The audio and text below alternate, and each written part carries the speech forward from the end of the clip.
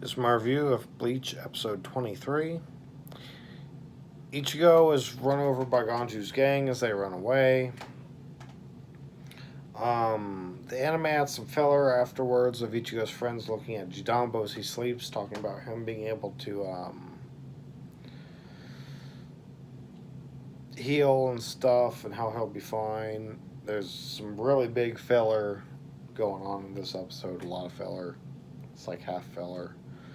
Uryu expects Shiba to be a man, or Hime thinks that he will be a cat. They're all kind of going back and forth. Shiba at one point thinks he'll be a dog, and Chad has to correct her that a Dalmatian is a dog, not a cat. Chad says that he thinks he'll be an old hermit, so essentially he thinks of Master Roshi. Then Orihime gets down and draws all of their ideas together and just creates a big amalgamation of shit.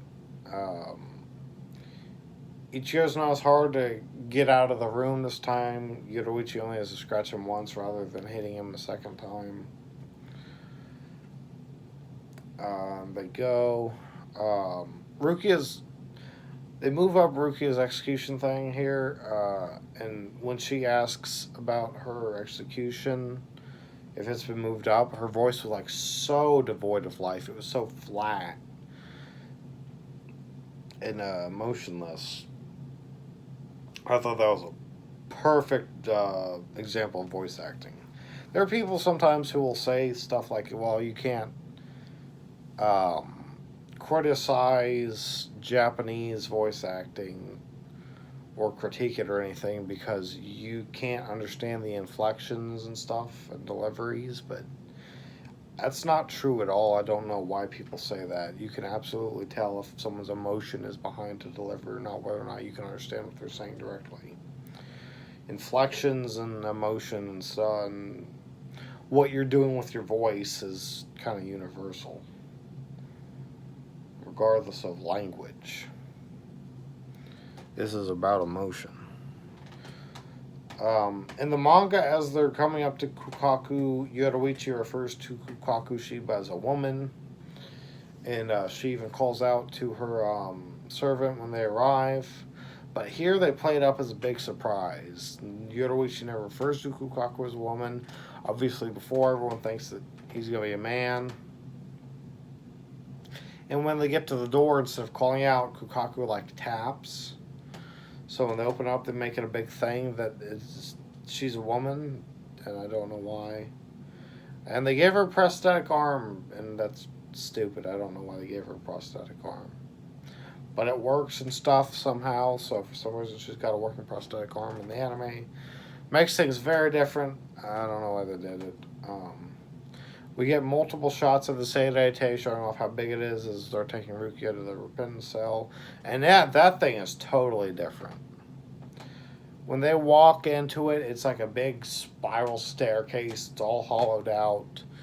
Her area, instead of like the big window that looked up to the Sogyoku, she's standing at a big slit in the wall that she could like easily walk out of. And the Sokyoku is below her for some fucking reason. It's very strange. I don't know why they changed all that, but they did. They really play up the newest fight between Ichigo and Ganju. They ended up knocking her fucking smoking pipe thing out of her hand and breaking that, and she gets pissed off and she punches the ground really hard, causing a massive like explosion that knocks them apart. That was really like the last change. And at this point, because all this filler, I'm now like 2.5 chapters behind the manga. So I don't know if this filler's going to keep up or not, or if I'm going to catch up really fast once we get to the Okaku fight. But right now I'm starting to maybe put a little distance between it, and I think that's pretty cool.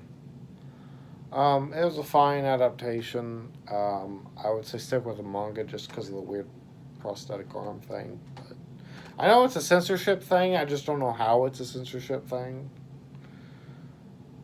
because it doesn't change the fact that she's missing an arm. But that gets into the whole thing about censorship being stupid. So I already made a video talking about that. The only thing I can say is I wish they would have put more filler in earlier in the series in the anime.